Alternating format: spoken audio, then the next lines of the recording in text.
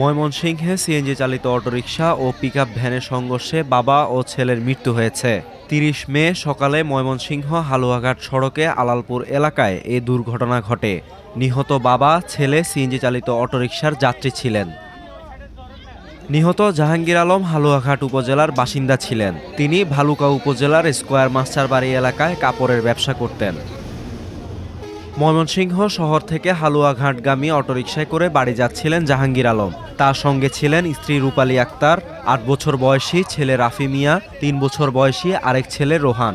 বিপরীত দিক থেকে আসা একটি পিকআপ ভ্যান অটোরিকশাটিকে আঘাত করলে ঘটনাস্থলেই জাহাঙ্গীর ও রোহান মারা যান। সিএনজি আসতেছিল এদিক দিয়ে তারাকান্দা থেকে ইয়ার থেকে ময়মনসিংহ থেকে ব্রিজ থেকে, আর ওই মলম গাড়ি ছিল তারাকান্দা থেকে।